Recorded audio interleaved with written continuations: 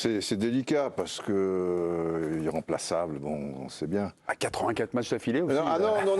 C'est un joueur capital, Antoine Griezmann.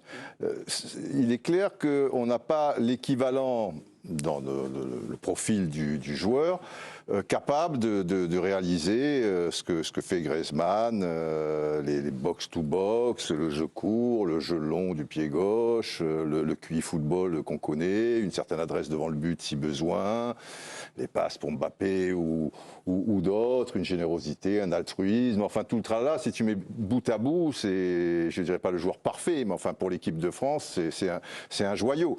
Et on n'a pas l'équivalent. Alors après, de toute manière, il va pas repartir pour 84 matchs quand il va revenir, évidemment, malheureusement. Donc je rejoins, même si ton exemple est plutôt bon, mais l'équipe de France, au final de Coupe du Monde, s'en sort pas quand même. Et puis il y a Kolo Muani et là, cette grosse erreur d'Otamendi, juste après un but, une égalisation de partout, une équipe qui devient comme ça, une autre qui se liquéfie, ça c'est complètement irrationnel, quoi. C'est plus, et ça en devient très, très beau du coup. Mais ouais, il faut changer de. Enfin, tu seras obligé, Didier Deschamps sera obligé de mettre une sorte de système, pas changer du tout au tout, mais forcément, des joueurs auront peut-être un rôle un peu plus prépondérant créativement. Mais même s'il change le système, qui va apporter même en changeant de système, qui apporte la créativité qu'apporte Griezmann? Même si tu joues en 4-4-2, ça a été la grande réussite. Les autres milieux qui sont dans la liste? Non, mais c'est parce que ça n'existe plus, parce que Griezmann finalement est un 8, 10, 6, enfin des joueurs comme ça, où tu as un créatif qui est comme en Italie, on les appelle regista, qu'on met très bas, si tu veux, comme un Pirlo ou comme autrefois un Argentin Redondo ou des choses comme ça, ou des 9,5, mais des 10, ça n'existe plus les 10. Alors c'est pas un 10, c'est pas ça. puisqu'il est un petit peu partout. Je vais même plus loin, parce que moi je suis complètement d'accord avec Bernard. En fait, il a un logiciel que personne n'a en équipe de France. Non. Il a été formé en Espagne et il n'a pas les défauts des joueurs français, qui sont très développés individuellement. Collectivement, c'est pas comme en Espagne.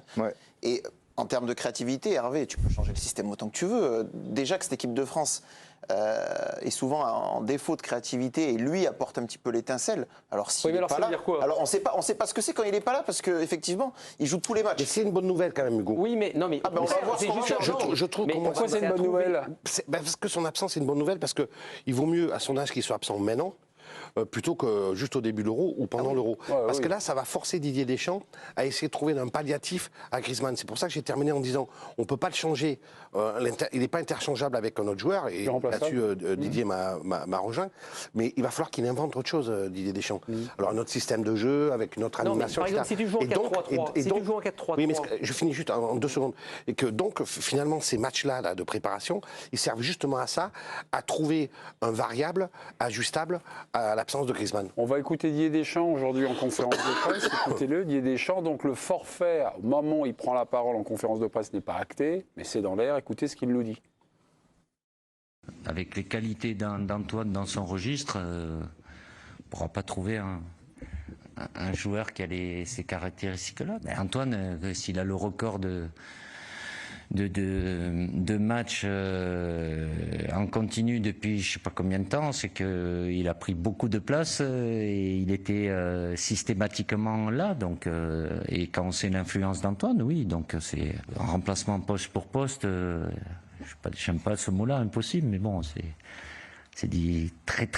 très difficile à trouver. Donc, on aménagera un petit peu différemment. L'idée est là. De toute façon, on n'est pas en train de dire on remplace un joueur par un autre, poste par poste. Non, c'est simplement créer quelque chose de différent. Je disais collectivement, si vous jouez en 4-3-3 par exemple, avec Tchouaméni, Camavinga, Rabiot, bien sûr qu'il n'y aura pas peut-être la touche technique de Griezmann. Mais c'est pas pour ça que votre équipe n'arrivera pas à faire quelque chose d'intéressant. Vous repositionner Dembélé dans ce rôle un peu plus créatif que tu vois. Pourquoi pas? T'as des solutions, je veux dire, t'as des solutions. Mais tu n'auras jamais effectivement l'équivalent de Griezmann en équipe de France. T'en as pas. On l'a dit, on n'en a pas des équivalents. Il y a quelques minutes sur le plateau, Griezmann, vous l'avez dit, a une formation espagnole. Voilà, il a été formé à la sauce espagnole, à la Real Il a été refusé par plusieurs centres de formation français. Est-ce qu'il y a un trou dans notre raquette à travers finalement cet itinéraire d'un joueur, ce profil que Grégory Schneider un soir avait appelé l'enlumineur? C'est vrai qu'il enlumine un peu, il donne de la lumière, il donne de la respiration. On a du mal à trouver des joueurs effectivement comme Griezmann, je parlais de Zidane autrefois. Zidane, Ancelotti a dit, parce qu'Ancelotti, il faut savoir qu'il est quand même très carré sous ses airs, tu veux. Il a évolué. Et c'est marrant ce que vous racontez parce que Hervé nous l'a raconté la semaine dernière. Je vous laisse aller. Mais c'est quand même très important. Et moi, je me souviens, Ancelotti, j'avais mangé avec lui à Parme. À l'époque, il était entraîneur de Parme. Il débutait sa carrière. J'étais très pote avec Zola. Et Zola devenait fou parce qu'il voulait mettre Zola sur un côté. Il lui expliquait après, tu pars en diagonale et tout. Zola, qui était un 10 et qui était le successeur à Naples de Maradona, etc. Et qui était un 10, qui était devenu un 9,5 après formidable à Chelsea. C'est pour ça qu'il a quitté Chelsea. C'est une variante que vous nous racontez. Voilà, une variante. Donc, je me disais, putain, cet Ancelotti, il est truc. Et il est resté comme ça jusqu'à ce qu'il entraîne Zidane. Parce qu'il était anti-numéro 10 ou des choses comme ça, et des joueurs sur qui tu mises beaucoup de choses, quoi. Il préférait en avoir plusieurs, etc. et tout. Et il a, en étant entraîneur de la Juve et en ayant Zidane, il a eu l'intelligence, l'humilité, appelle ça comme tu veux, de revoir sa réflexion footballistique de base, quoi, tu vois, italienne et tout, et il a donné les clés à Zidane, ce qu'il ne faisait pas. Dans cet intervalle, à Parme, Baggio doit aller là-bas. Et quasiment tout est signé. Et il dit non. Et bien sûr que non. Et c'est lui qui freine tout. Il dit, je pourrais jamais l'utiliser. Il ne veut pas, Baggio. Et c'est bien après avoir eu Zidane qu'il a dit. Mais Zidane était là quand il est arrivé. Il l'a pas fait venir. Peut-être qu'il n'aurait pas fait venir. Et là, il a compris. Et il a dit, une fois que j'ai eu Zidane, j'ai compris. Pourquoi ? Parce qu'effectivement, j'étais dans la logique. J'ai compris que j'ai fait une erreur. J'aurais accepté Baggio. Les joueurs ne sont pas que des pions et laisse-les faire. Tanguy, l'équipe de France sans Griezmann, faut remonter à France-Angleterre le 13 juin 2017 pour voir une équipe de France sans Griezmann qui était présent mais qui était sur le banc. La France avait gagné 3-2. Tanguy, quand Grisou est sur le banc, là, parce que ça fait 84 matchs qu'il enchaîne, ça donne quoi au niveau des résultats de l'équipe de France? Il y a notre collègue Amine qui s'est penché sur ce cas-là. Et quand il n'est pas là au coup d'envoi, les Bleus ont plutôt du mal. Sur les 5 derniers matchs où il n'a pas démarré, l'équipe de France ne s'est imposée qu'à une seule reprise. C'était contre l'Ukraine en 2020. Une victoire 7-1.